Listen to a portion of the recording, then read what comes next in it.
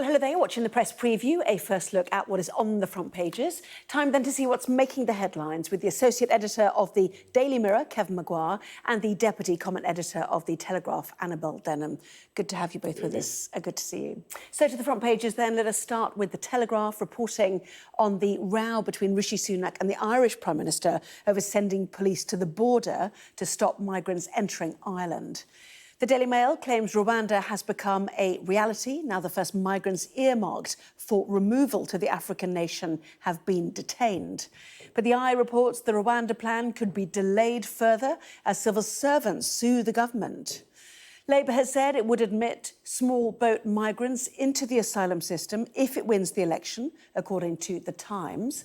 The Metro covers the death of 14-year-old Daniel Angerin, who died in a sword attack yesterday. The man charged with his murder is due in court. Labour is set to reveal a watered-down package of workers' rights in the coming weeks. The Financial Times is calling it a softening of radical policies ahead of the election. Labour faces criticism over a loophole in a plan to ban zero-hours contracts, is The Guardian's take on that story. The Sun has a story about footballer Trent Alexander-Arnold apparently dating Iris Law, the daughter of actor Jude Law. And a reminder, by scanning the QR code you'll see on screen during the programme, you can check out the front pages of those papers for yourself while you listen to our guests. So let's head straight to them and to Kevin and Annabel. Welcome to both of you. Why don't you kick off with the Daily Mail? Day that Rwanda became a reality. You know, Home Office video released to us showing people handcuffed and detained and whipped out the very people who are due to be sent to Rwanda. Yeah, a kind of vile, grotesque video, I thought. If people hadn't put up any opposition, why are they being handcuffed and dragged out in that way, rather than led to a van? If Putin released a video like this, it would be condemned for mistreating people. And whatever happened to the police and civil servants, public bodies, not getting involved in politics before elections? And there are elections tomorrow. Anyway, there's all that. But I'm not sure you can actually argue, as the Mail, a big supporter of Rwanda, that policy. The day that Rwanda became a reality, it's become grim for those who've been seized in this way. And of course, I think anyone else who was on that list is probably going to scarper now. They see that video. It could well backfire on the government, but it only becomes a reality, I think, Rwanda, when people are forcibly deported and it begins to stop the boats. I don't think you can say it's a reality like this. And of course, we saw government ministers were saying, oh, it's a reality over somebody of African origin volunteering for a free flight, £3,000 and 5 years board and lodgings in Kigali, trying to claim that was a reality. Well, but that voluntary scheme is totally different to the enforced scheme. So I don't think it's a reality, but I think it's taken a very nasty turn with that footage. Yes, and it was certainly The Times earlier this week who suggested that some of these migrants bound for Rwanda had already scarpered 60%. To use Kevin's phraseology. You know, is this, you know, does this mean they will now disappear into the ether? Are they, can they be tracked down if they're meant to be boarding a flight in 9 to 11 weeks, I think the Mail puts it now? Well, look, there are around 5,700 migrants who've been earmarked for deportation to Rwanda, over half of which are believed to be, well, missing, although the Home Office wouldn't use that term, but they do appear to have lost track of them. And what incentive will there be after these dramatic raids for migrants to come forward to be deported when, you know, they've made a very perilous journey to the UK to be here? What I find extraordinary is not just that this wasn't appropriate, but it also wasn't necessary from a political standpoint. I think it's become clear over the last few days that Rwanda is actually working better than probably anybody in the Conservative Party could possibly have hoped, because you've had this row with Ireland, because the Rwanda bill managed to get over the line, because, well, right, it was a voluntary flight over to Kigali. Commercial airline. Commercial airline with with some perks that you've pointed out. But nonetheless, that there was a sense that there was some momentum with the Conservative Party, and there have been rumours that other European nations, which are themselves grappling with migrant crises of their own, are looking at Rwanda and wondering if they could mirror it with a similar policy in their own countries. So, as I say, I think that there was some momentum with the Tories that's been in some ways ruined, dampened by these raids. Well, we'll come on to the Ireland border row, which is in the lead for your paper in a moment. But first of all, to the eye, Kevin, and the fact that actually the Civil Servants Union has decided to sue the government about this. We always knew there were likely to be more court action. Did we think they'd come from senior civil servants? This is the First Division Association. We generally call them mandarins, the senior people who effectively get the political orders and then give the orders to the other civil servants to enact it. And it's on the grounds, the challenge is, would they be told to break the law, break international law, because civil servants have to follow the law, obey the law. But what happens if a government is judged to be breaking the law? Then are you breaking the law if I'm only following orders?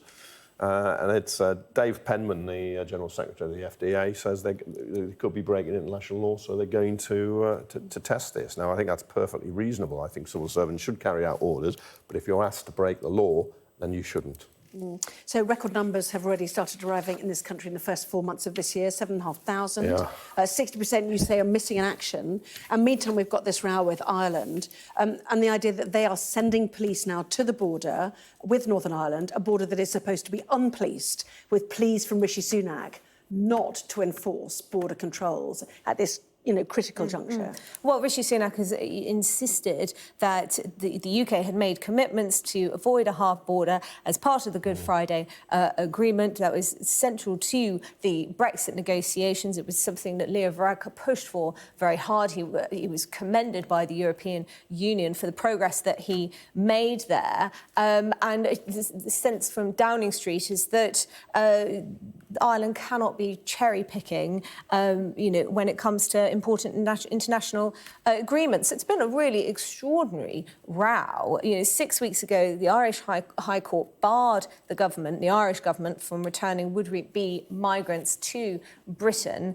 precisely because they might be sent to Rwanda, which it did not regard as a safe country, and therefore it was putting those migrants in peril. The Ireland itself had supported the EU when it was reticent to take back Channel migrants from the UK. So the Irish government has found itself in a bind when it comes to this situation. And as I say, this row, which was sort of very strange and unexpected to begin with, is certainly intensifying and will do so much further if they do send police to the border between the north and south. It's quite dizzying, really, the whole row. But of course, the UK Supreme Court ruled Rwanda was unsafe, but then the government decided to pass legislation just saying, it is safe.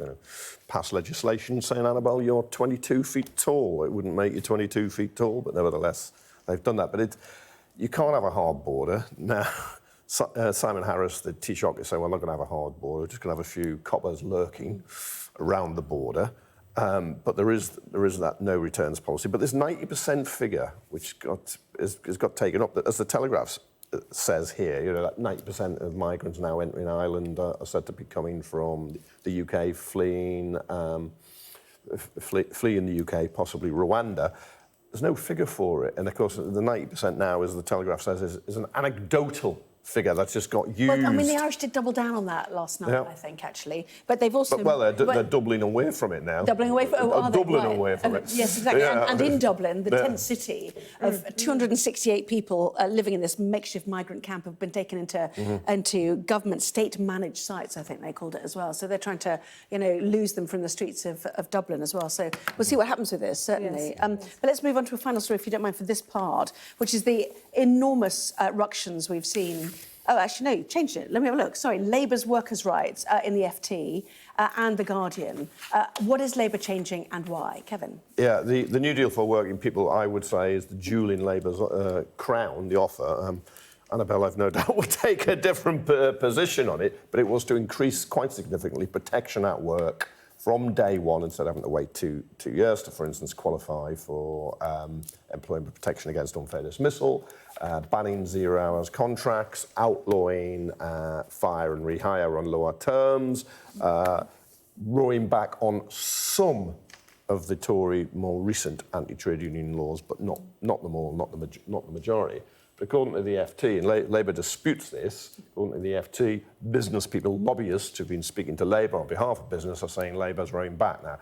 This was Angela Rayner, it was her, she used to call her baby at times. Now, interestingly, she is weakened politically within Labour. As long as this police inquiry is ongoing, and as long as there's that controversy around her, she hasn't got the political might she had to defend her New Deal.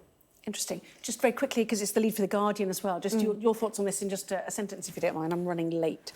Well, I think it's going to be very difficult for Keir Starmer now, because it looks like he's come out with bold policies and then almost every single time has been forced to water them down, if not U-turn altogether.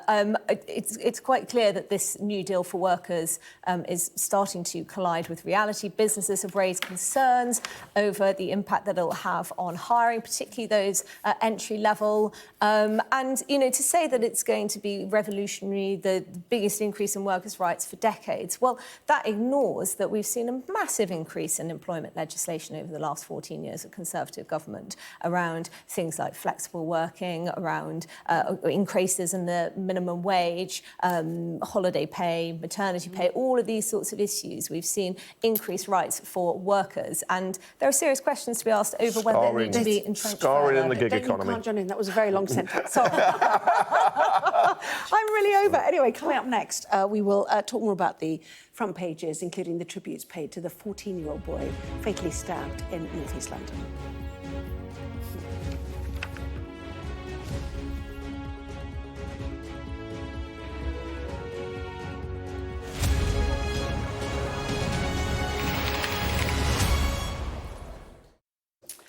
Well, welcome back. You are watching the press preview. With me once again, the Associate Editor of The Mirror, Kevin Maguire, and the Deputy Comment Editor of The Telegraph, Annabel Denham. Welcome back to both of you.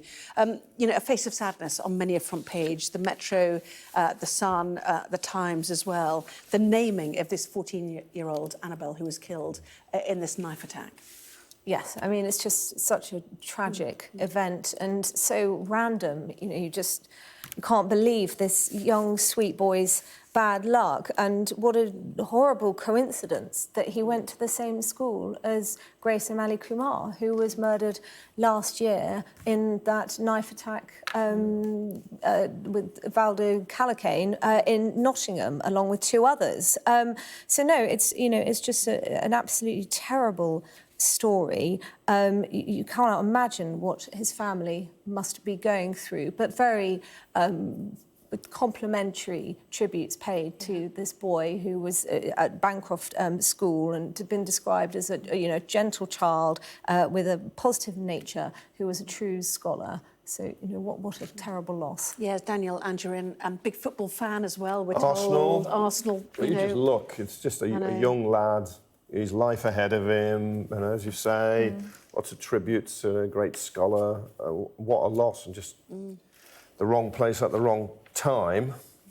And it's incredible, the grim coincidence. Two people from that school. From the same private school. Yeah. And the question about what to do about it, and this idea of should more officers, have some tools at least to apprehend people, like tasers, for example, and whether or not the London Mayor would approve of that, which all feeds into electioneering as well, doesn't it? I'm afraid it does. And Sadiq Khan, the Mayor of London, who has oversight of the Metropolitan Police, shares it with the Home Secretary, James Cleverly, is not committed himself to ensuring all police officers have tasers, but he hasn't said they shouldn't either. And Mark Rowley, the Commissioner, is looking into it. I thought they all had, actually, but it seems only a minority do. And it is a debate you have to have, because tasers were used. They're non-lethal, although there have been rare cases when they've killed. but they did halt the the suspect with a sword. Well, the other part of this, of course, are the two Metropolitan officers who sustained serious injuries. One woman came close to losing her hand. She had to have hours of surgery, this female officer. And, you have to question whether a baton or a truncheon is really a match for a sword or a machete, or a long knife. So. Annabel, Kevin, thank you both very much indeed.